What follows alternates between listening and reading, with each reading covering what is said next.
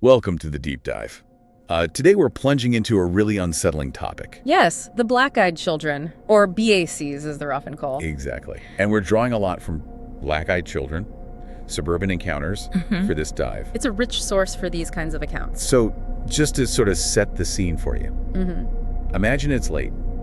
You're home, maybe in a quiet suburban neighborhood. Right. Then a knock, unexpected. You go to the door, and there's a child standing there, maybe two. Huh. But something's off. They're very pale, and their eyes, they're completely black, like no white, no iris, just solid black. Deeply unnerving. And then they ask something strange, like, can we come in, or we need to use your phone? And that request, combined with the appearance, just creates this instant dread. Yeah, that feeling seems key to almost all these stories. It really is. And what's fascinating looking across the accounts is the consistency. How so? Well, beyond the look, the pale skin, those eyes, people almost always describe their voices. Right. Flat, emotionless. Exactly. Monotone, no inflection. And like you said, the request. It's nearly always about needing help or, more pointedly, needing to be let in. Which plays on that primal fear of inviting something dangerous into your safe space, doesn't it? Precisely. It hits a nerve. The source we mentioned, Suburban Encounters, it has some really specific, chilling examples. Real suburban sightings, they call them. Like there's this one story about a guy in Texas. 2 BECs show up.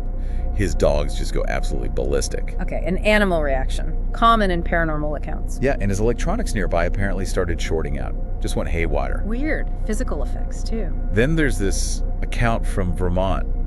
It's quite disturbing. A woman actually let 2 of them into her house. Oh, wow. Most people report feeling an intense urge not to do that. Right, well, she did.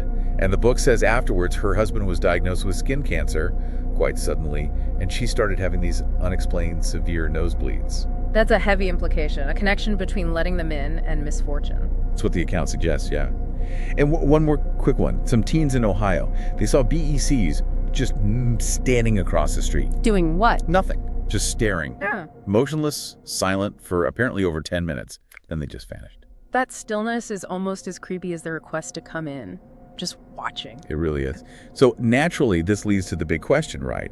Are these things real? Yeah, and that's where it gets complex. You dive into the beliefs around them, and it's quite a spectrum. Like what? Well, some theories posit they're extraterrestrials, maybe in some kind of disguise. Others lean more towards the demonic, like vampire folklore needing permission to enter. Okay, so supernatural angles. Right. Or even interdimensional beings somehow slipping into our reality. It often taps into those ancient fears we have of the other. The unknown visitor. Exactly. But then you have the skeptical viewpoint. Which is? That this is basically mass hysteria, maybe fueled by the internet, creepypasta. These scary stories written specifically to be shared online and go viral. So essentially modern folklore amplified by technology. That's the argument. That people read these stories, get spooked, and then maybe misinterpret things, or the power of suggestion takes over. But what about the feeling? That dread everyone reports. And that's the crux of it, isn't it?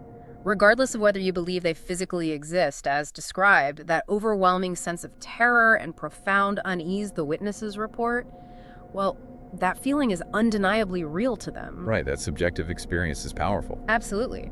It shows how effectively these narratives, whatever their origin, plug into our deepest fears: invasion, the uncanny, the ordinary becoming sinister.